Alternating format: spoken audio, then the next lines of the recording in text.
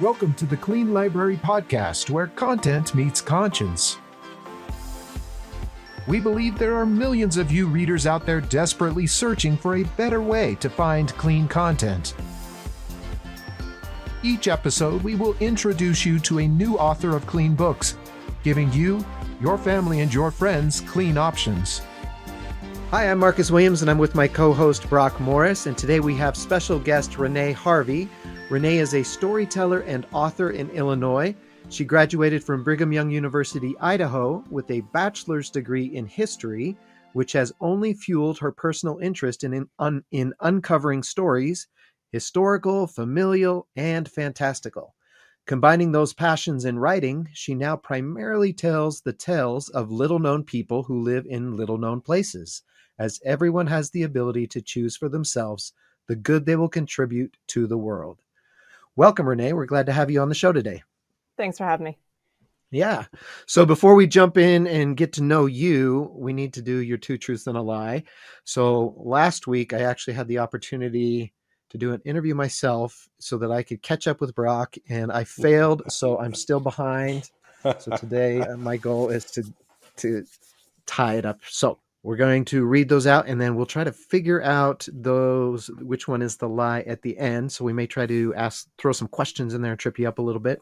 So number one, I wrote a story as a teen that became the basis for how I run my homeschool. Number two, I write thrillers under the pen name Ren Harding. And number three, I've had to change character names because my husband and I picked the same names for our babies. So, story as a teen, basis for homeschool, thrillers under a pen name, or had to change a character name because it became your actual child's name. All right. Pretty strong. All right. We'll see if we can figure it out. Let's see if you can do this one. All right. So, Renée, why don't you graduated in history. How did you decide you wanted to start writing books and become an author? I actually had no idea that this is what I wanted to do with myself. I started college thinking I would go into some kind of art, maybe photography, maybe I'd do some foreign language, maybe education, ended up settling on history through a lot of changes and things. But I didn't actually start writing until after, like for real writing, until after my fourth child was born. And it's just kind of been this hobby and passion and focus that I've had kind of since then, that I've been able to use my education in order to continue this thing that I do. So how did that first book start? Like, what drove you to sit down and actually start writing? The very first book, or the first book that I've published? Well, either. Okay. Whichever one you want to talk about. Sometimes people don't want to talk about that first book because it's the practice book. But if that's right. Whichever well, one. And I've been writing stories since I was a little kid. I remember my mom had a book in her storage unit that I had written, and it was every single color of the rainbow. And I just colored the entire page, labeled it red, colored it, labeled it orange, and it was this entire book that I had put together. I don't even remember doing it, but that's something that I had done. I distinctly remember writing a story in second or third grade. I remember sitting at my desk and the notebook in hand and drawing the pictures and everything for a story about a unicorn family. And that was when I was a super little kid. The stories that I really started taking off with, the original ones that I really wanted to continue writing, really started coming out of the end of high school. I think the series that I like best at the moment actually started when I went on a trip to Spain and France with my school. And I got to visit the castles that are in France and things. They were gorgeous and beautiful. And it felt like they could be real, and they were real. And the people that were in them, and all of these different, stories that could be told within those castle walls. And I started writing the story on the plane ride home from that trip. And that ended up becoming then the first book that I published. Cool. So it was inspired by real places? Right. Yeah. A lot of my inspiration comes from real life things that I come across. Places, people, situations. Are those castles the same castles that are in your book, or just kind of based on that, what you saw?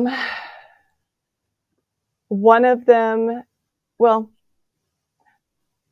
both of them are based on it. The stories are, but the actual castle that's based in the stories is actually in a little itty bitty place called Rochegood, France. And it's actually there. It's this whole resort castle now.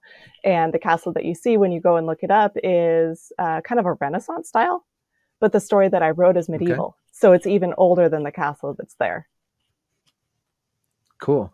There's I think it's in France. I'd love to go visit one day. There's someone building a castle using all of the old tools and old techniques. Yeah. Have you heard of that? Yeah, I've heard of stories like that. Did you get to go visit it? I didn't get to do that, no. I went to the popular tourist traps.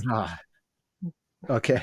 That just sounds amazing. Like, and it's taking years, because it took years originally, and they're doing it all authentic. Everything from tools to the clothes, materials is all authentic. Yeah. So I'd love to go see that. You just reminded me of that. That's kind of cool. Yeah. So when you started writing this book and, building the story and stuff, was your original intention to publish it, or was this just for yourself? Originally, very first writing the story and things, it was originally for me. It was something fun. I had this idea, I had this story, I had these characters that I wanted to play with, and I wanted to write it down. It wasn't the first time I had done it. I'd been doing stories before. The idea of putting the story to paper was nothing new. Sharing it with my friends, that was nothing new. I shared it with, the teacher that was there, and, he was supportive of it and things. And it wasn't until much later that I actually started seeing it as a for real, I could even do this potentially professionally and have fun with it. So are you self-published or traditionally published? I looked into the traditional publishing, but I'm actually self-published. Okay. And was there something that drove you in that direction specifically, or that's just kind of how it ended up? I did originally want to go traditional because that's what every big author does. They send their manuscript to a house and whatnot. They get the professional editing, they get the professional covers, they get, the different help with that. But nobody wants to read what I write. At least nobody in any kind of traditional publishing house does. And I don't. I was going to say, don't say that. and I don't want to change my writing to please what they want to sell. Yeah. Gotcha. So traditional for me, or not traditional, self-published for me makes more sense in order to tell the stories that I want to tell. And do you think that that's the way of the future? Or do you think traditional publishing will always be around? I don't know. I think there's a lot of good that traditional publishing still does, because me as a self-published author, in order for people to reach my work, I have to physically go talk to those people myself and hand them a book and convince them to buy the book and to read the book and things. Whereas books that appear in things like Barnes & Noble, because they've come through the big houses, well, everybody goes to Barnes & Noble. If Barnes & Noble has the books that I've wanted in the past, of course they will continue to have books I want. So it's just a matter of browsing the shelves. So I think that there will always be a place for traditional works. But it'll be fun to see what happens with self-published books and how that balance changes. Yeah, it seems like self-publishing is gaining more respect. I guess it's a good way to say it, based on, when it first started, it was kind of the Wild West of just, it's getting to be a little more, not regulated, but almost like there's a quality expectation now if you really want to do a good job self-publishing. And people who want to succeed follow those kind of guidelines or rules so that they can stand out. So you said you go and talk to people and stuff. So do you do fairs or markets, or how do you market your book? That's one of the things I want to do. And actually it's been interesting for me as a writer and as an author, because a lot of times when you meet authors, they publish the book, they market the book like crazy. They start working on the second book right away and all this stuff. And they keep pushing their books because they want to get the sales. They're watching the Amazon ratings and reviews, and they're doing all those kinds of things. And I knew that wasn't for me. Because, like I said, I started writing, like for real writing, after my fourth child. Now I have 8 children. And so doing all the marketing and all the business stuff hasn't been a super big thing for me. This interview here is one of the first real opportunities that I've had to actually talk about my stuff, which is great. But for me, it's that I know the process is going to go slowly. And so for me right now, while I do have my books available and I do have my stories available and I'm making these connections, my focus has been on writing the stories. And then as I do get better into a space where I can do the marketing, well, then I'm going to research it and I'm going to do the Amazon ads and I'm going to do all the Facebook ads. I'm going to be going to different writers' conferences and things. And that'll be the way that I do that. But at the moment, you don't like, you're not in a position where you have to sell your books or the dream's over. Exactly. Like you have the time and the patience to work and build your library of books and start building your audience. Exactly. And one of the things that I've been hearing from other well-known professional authors is they don't even really start noticing sales until after their 7th or 8th or 10th book. At which point, what am I doing trying to peddle my one little measly short story type of thing? Not trying to knock anybody who does that because there is value in it. Getting those early mistakes out of the way. Sure. Totally fine. Yeah. And it's interesting. I mean, I was kind of the same way where I started with one and I didn't even see it as a series until I realized that. It's like, it's not until you get to like book 4, book 5 of the series and that people actually start reading it and want to go back and, build that fan base. And I think the important thing is that when you find those people, when you find the person who likes what you write, they want more of it now. Exactly. So if you already have a volume of work, they can go and they can go and consume all of that and binge it almost, Yeah. Because I mean, I do the same thing. When I discover a new author, I then binge all of their books. Or when I come across an author that I want to read all their stuff, but their story isn't even done, it's a little bit discouraging sometimes. So. Yeah. And that wait is hard. You mentioned earlier in your bio form that you've had some questions on can I say my book is clean or not because of just some of the content, and you want to dive into that a little bit. What is that? Sure. So what are the questions that you've got the questions about what makes a book clean, and for me, I've got very specific things as to what makes a book clean. It can't have crude words, like even "shut up" is too strong for me. Okay. And things like extreme violence, like if a sword fight is going to go on for page after page after page, I'm not interested. It's too much. Or attitudes, even if a main character's got a nasty attitude, I don't want to read it. I don't want to consume it. So I've got these ideas of what I consider to be clean. And yet I find that there are situations that come up in life and in storytelling that aren't necessarily clean. And so when it comes to the work that I've written, I mean, I've talked about the Rochegood books, which are completely medieval. And medieval life is not clean, and it's not, Right. And so it's got the sword fights and it's got the arguments and it's got the, the insults being thrown at things. And how much of that then do I include in the story because it's expected of the genre, or how much do I include of it because it's what the character development needs? And then where do I stop in order for it to still be considered clean? And it's one of these things that I think is very interesting as a reader, because you can have a scene, we can take a sword fight, where you've got the characters battling and dueling and all this kind of stuff, and one person will read it and they'll notice the technique or the swordsmanship or the emotions and whatnot that are driving it. They won't see all of the violence that's happening. And so they'll come out of it saying, whoa, that was amazing. And that was incredible. And I know exactly where this is heading. And it's great. But then you take somebody else who reads it, they don't see the emotion. They do see the emotion, but they see the negative of it.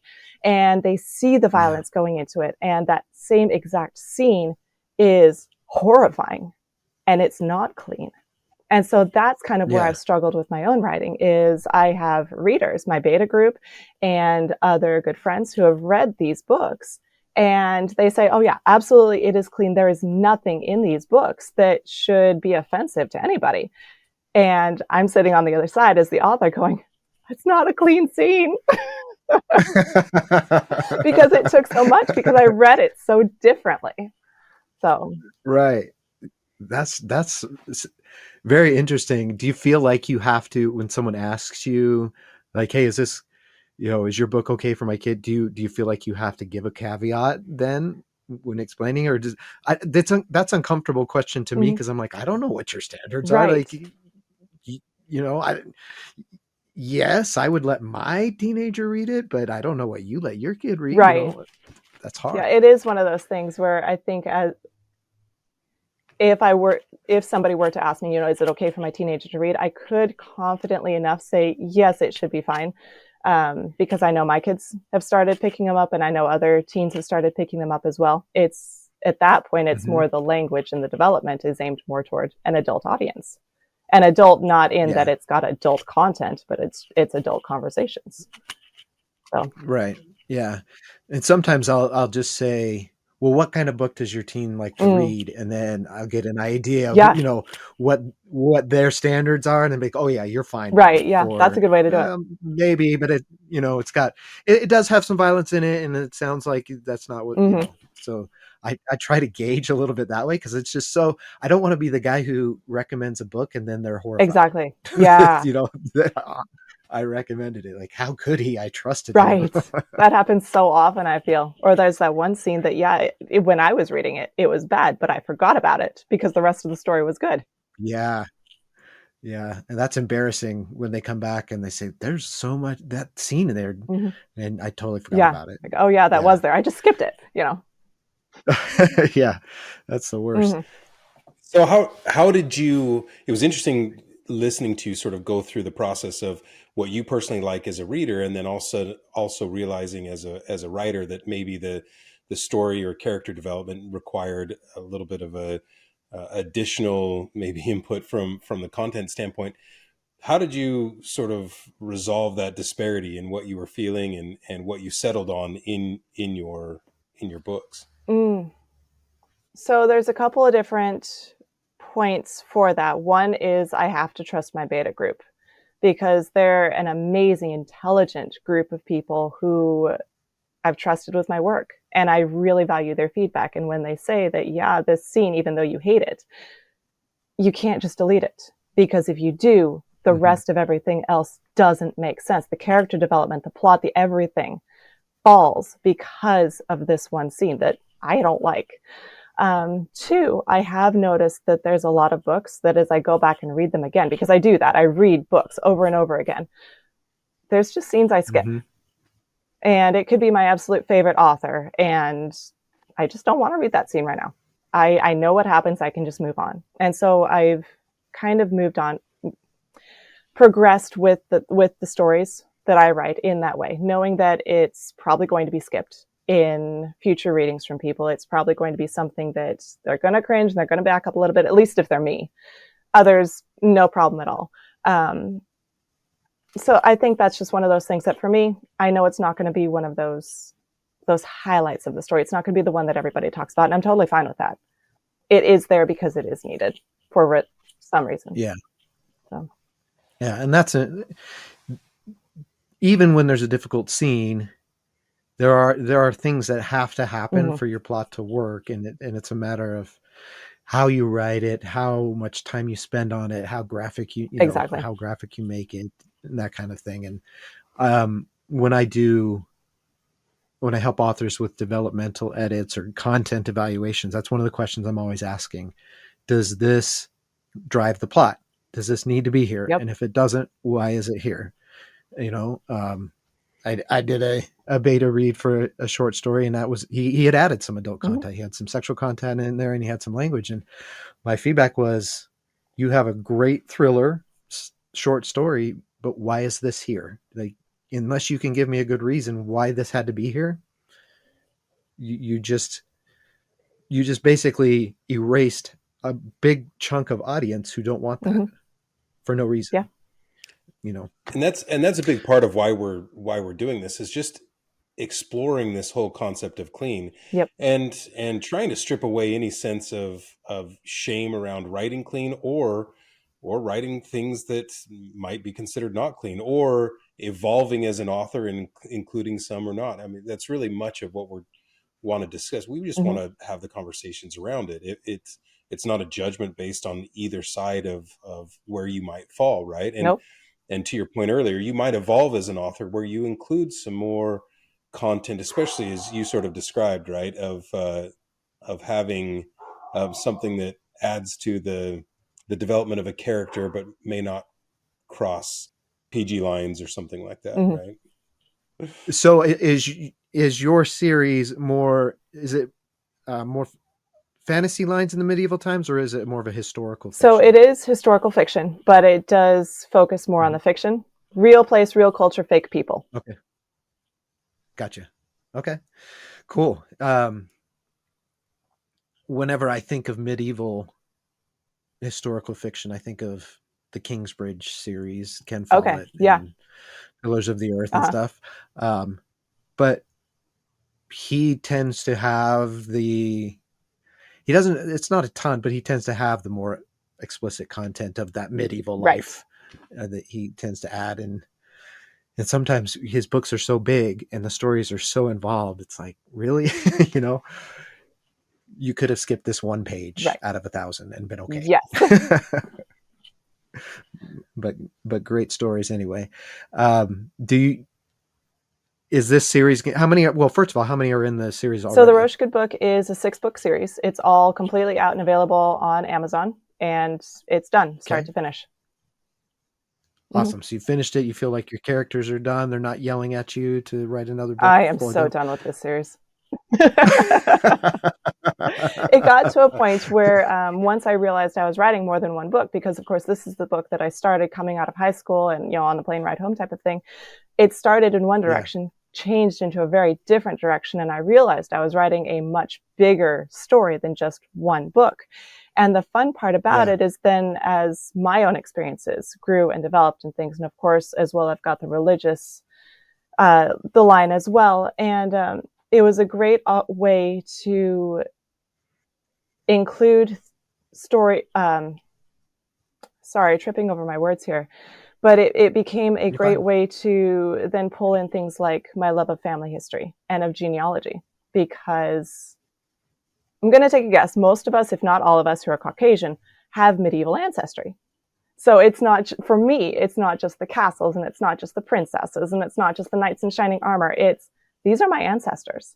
And so the fun part about writing this Rochegood series is the first 5 books are totally medieval, set right in the middle of France, right in the middle of Italy. And I've got another book that takes place in Ireland in the same series, and it's so much fun. But then book 6, I get to work with contemporary times and in modern times and be able to pull the generations together. And it was so much fun to write. Cool. That's cool. So are there any family members from your own family history that are kind of woven into your characters? Names, yes, but I do not have any family history that goes to that particular point in the world. I was going to be impressed. That's pretty far back too. Is it 1200s is about 1200s. When your books are? Is that? Yeah. That would be a big family tree if you could go back that far. That would be. I know there are some people who are close, and it's so neat to get back there and to see the records and to see the lives that were being lived. It's so neat. I'm going to geek out a little bit. Yeah, that's cool. So when I'm naming characters, one of the things that I do is I go look at my family tree. Like that's one of my first resources in naming characters. And, I love it because I sometimes I go down rabbit holes about that person, that relative. But there's a connection to the characters when they're named after an ancestor. Yeah. For me. And so, I've had, people on Facebook groups or whatever who ask, how do you name your characters? And that's always my first answer is I go to my family tree and I go through it until that person calls out to me and says, I want you to name a character after me. That is so neat. Yeah, it's a pretty cool experience. And then, like some of them, I have a series where it's a Scottish ancestor and she actually, her parents and her immigrated to the United States and crossed the plains to Utah. And so I've been to her dad's grave, and I'm like, this is the dad of one of the, and I didn't follow her real story, but it was a fictional story, but her name. Yes. And I'm like, I'm standing here at his gravesite, and it's just, I don't know. To me, that's cool. It's inspiring as an author when you have like that purpose behind your writing and your characters. Yeah. So have you gotten into audiobooks at all with these? Or I wish. thought about I wish, because a lot of people that I know would be within my realm of readership, they only have access to audiobooks. And so it's something that I am looking into. It's the lack of time and technology to be able to actually pull it off. But it's one of those things that I'm researching, like marketing. It's going to be something that I delve into.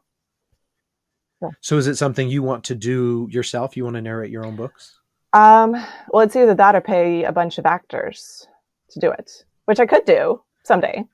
But I've noticed a trend, actually, that there's a lot of books that I really enjoy listening to. They're read by the author who wrote it, which I think is kind of cool. Yeah. And I mean, there has to be a certain skill level there, and the equipment and stuff, but there is, if they've got the basic, like, I'm the same way. I think an author knows their characters better than anyone else. So I've done both. I've had one narrated by someone else because I wanted a female narrator, so I couldn't do that myself. And then another one I've done, but then I've got on my series, I struggle because there's some accents that I want that I can't do justice to. And so I'm trying to, am I okay not having the accents, because I don't want to try them and butcher them. So I'm just not sure yet if I'm ready to do those ones yet, but we'll see. Maybe. And that's where I'm going to have the questions with the Roast Good books too, is there are some pretty strong accents, and many of them are a male point of view. I'm not male and I don't have the accent. So we'll see. Yeah. That's one of the advantages to waiting a little bit with doing these things, is I'm not rushing things out the door. I'm trying to make sure that when it is done right.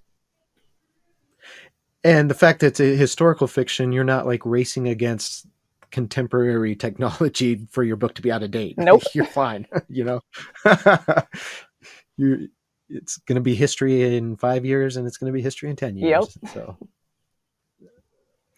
yeah, that's a fun thing to work out and to figure out and to find your space and your equipment and just get in that groove. It's challenging, but it's a lot of fun. So that's awesome. Yeah, go for it, is what I would say. All right. Is with homeschooling and 8 kids and writing books, how do you juggle it all? I'm sure that's what people are wanting to know. Everybody wants to know. Well, part of the advantage with homeschooling is that I get to set my own hours. I get to balance time the way my family needs me to balance the time. And if that means that I have a few days where I get to write, then I take it. Or if I have a few days where I'm not writing because I have other things to do, then I do that too. But I've got the dedicated time that I get to spend with my writers group. I've got dedicated time that I get to spend in writing and in thinking and revising. And I'm learning how to juggle several different projects instead of just one story, one section of a story at a time, like just writing a draft all the way through from start to finish. Instead of just doing that, well, I can be working on that, but I can also be editing something else as I've got the time to do it. So being able to work with the time that I have, being able to work with the schedule and with the lifestyle that I have has been incredible, because you hear all the advice at writers' conferences and from the popular books and things. Yeah. You need to write every day and you need to be doing X, Y, and Z every day. And you got to be a reader every day and things. And really, if it's something that I want to be doing and I love doing it, and it is something that is good for me to be doing, then I will make the time, whatever that time needs to look like. And it's got to work for you and your family, or else it becomes a chore. Yeah. And so do you have any budding authors with your kids? I might. Yep. I caught my 10-year-old writing her own story on my laptop. That's awesome. You should get it published and give it to her as a gift or something. She deleted it. She decided Oh she was no. done with it and Oh, deleted it. I was so mad. Oh no. That would have been so cool if she could like physically hold her first book. Because that's such a great It feeling. is. one thing I've noticed, Renee, and I'm really impressed by is your sort of this confident sense that's coming from you about not stressing yourself out about how quickly you write or how quickly you release or whether or not you have it on audiobook or a lot of things that a lot of authors seem to struggle with. I'm just wondering, is that something that sort of comes inherently and sort of organically from you? Is that just part of your personality, or is this something you had to learn and teach yourself? And if so, sort of what helped you evolve into this sense of this is my story. I get to control when I write and when it comes out, and sort of just approach it with that confident sense of not letting the world force you to do something that you don't want to um, versus, falling for that. Right. And Right. feel like you're being forced. Right. Right. Yeah. Oh, this is a question that I've actually had to, religious person, all the religious answers. I've had to spend a lot of time in prayer in order to understand what in the world I'm doing with this. If I'm going to treat writing as something that I do and it consumes so much of my life and of my time, it's got to be worth it. And it has to make sense. It has to be done in a way that still lets me do everything else that I need to do. It has to fit within its sphere. Yeah. And so in trying to decide, well, how fast am I going to write? How important is it that I publish, every 6 months or every year, whatever the going rate is right now? It's a matter of prayer. And that for me, I think is where the confidence is coming from, is I already know that this isn't something that I'm going to have set up and running as a full-time business in the next 6 months. It's just not going to happen. This is something that is intended to continue rolling even until after my kids have graduated from high school and moved on with life. If it takes till then to actually build up a business with this, then that's what it does. And so those are the answers that have come to me. These are the answers that suit me. This is what is right for my family. And so I think that confidence is coming because I've asked for the revelation about it. I love that. And it helps you to be authentic to you and what's important to you. Yes. By following that. So that's beautiful. Thank you for sharing that. Yeah. Yeah, that's awesome. I see so many authors in groups who are panicking because they released their first book and in 30 days it's not a bestseller yet. Right. And yeah, and just this is a long game. Yeah, it is. It really is. You're playing a long game here, people, and even the most famous authors, we don't see all of the times they submitted their works, how many books they wrote, how many hours they wrote trying to find readers and agents and publishers. Yep. All we see is the book release, know.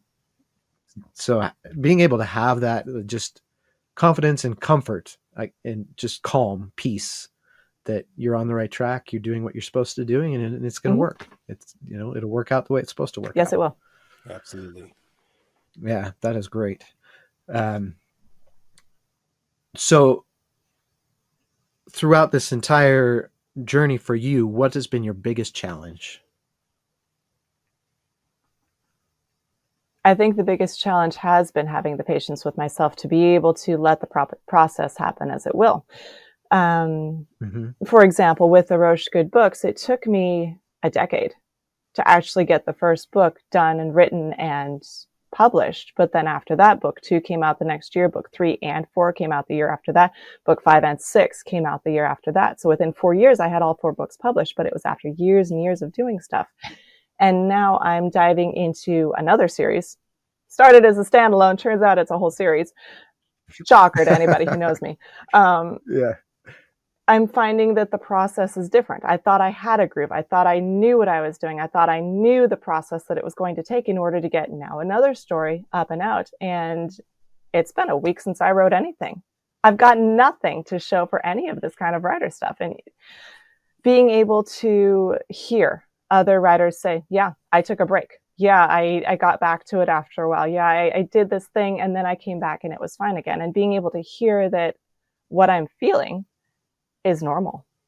where I'm Mhm. at in writing this new story is completely normal and natural.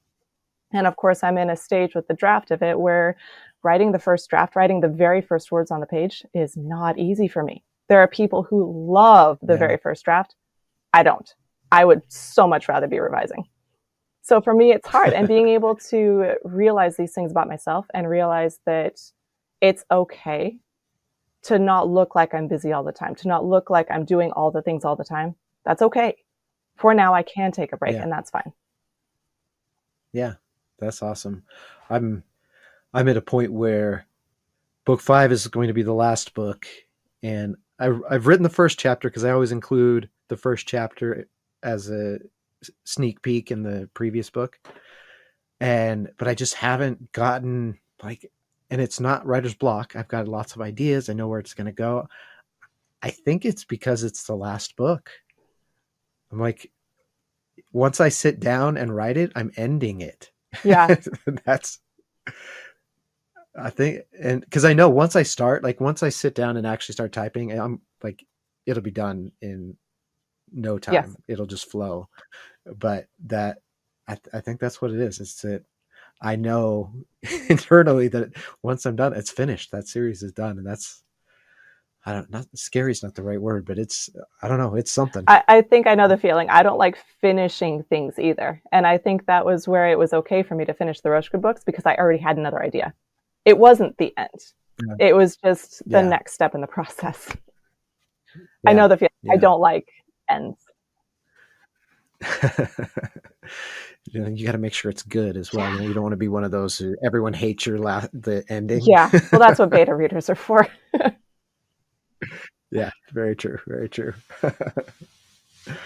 All right. Well, do you have some recommendations for us or for our listeners for other clean authors that you I like? do. Some of these are old authors that have been around forever, and some of them are, a couple of them are new. So Alexander Key, I read The Forgotten Door. I can always read The Forgotten Door. He has other stuff too, but I love it because it's so clean, and I love the questions that he raises about society and about life. Love that about his works. Charles de Lint, my favorite book ever is Charles de Lint's The Riddle of the Wren. And it's about this girl who flees an abusive relationship and turns out she's the lost princess of this forgotten realm type of thing. And it's so happy and peaceful. And I think he's a great example of taking something that's not good and doing it clean and doing it in a way that is actually productive and uplifting. Also Gordon Corman with the middle grade stories that he does. I read so many of his books, and I've even picked up several as an adult and still love them. They're fast-paced, they're clean, the attitudes of the kids are completely appropriate, at least as far as I remember. And even though bad things happen, there is good that follows it. The people, the characters figure out how to make it better. And so again, it's very uplifting. And then for the new ones, there's Emily Evermore, and she writes romance, specifically sweet romance, clean romance that way. I'm honestly not a big romance person, but that there are those stories is fantastic.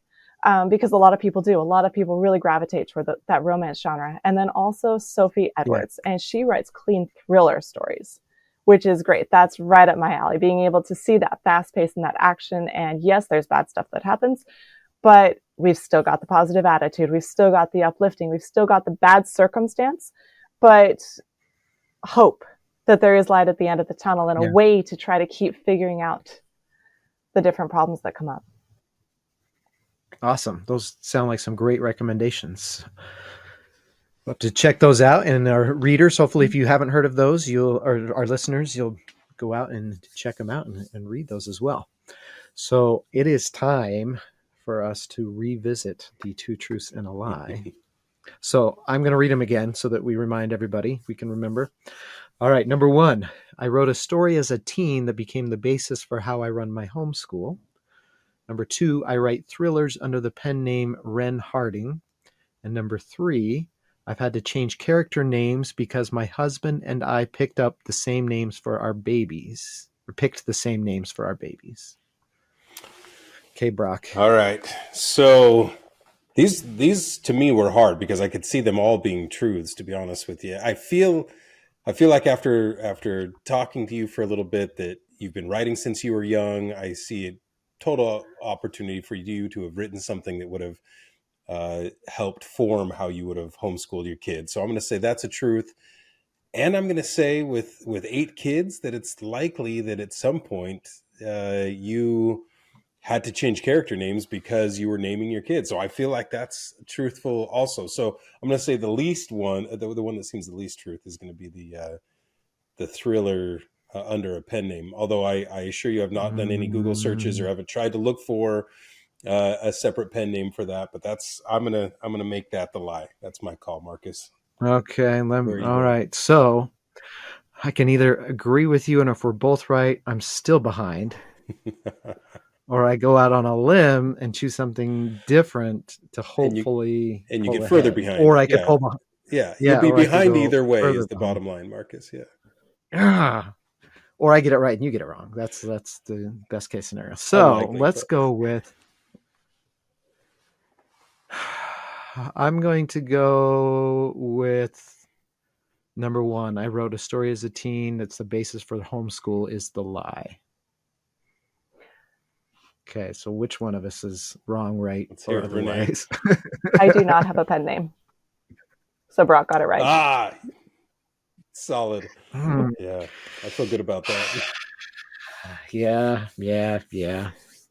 All right. Now you're 2 up. That's all right. It was a good I guess. appreciate that. It was a good guess, yeah. And even if you had to change that at the end to have me win, Renee, that'd be fine. I'll. All right. Well, you know what? We have a loophole here. You want to hear the loophole? Oh, okay. I love it. Yeah. Yeah. So our 5th child, his middle name is Alexander. And at the time that I was writing the Roche Good books, I actually had a character named Alexander. I switched the last 2 letters to make it more French. Alexandre. So there's the character name change.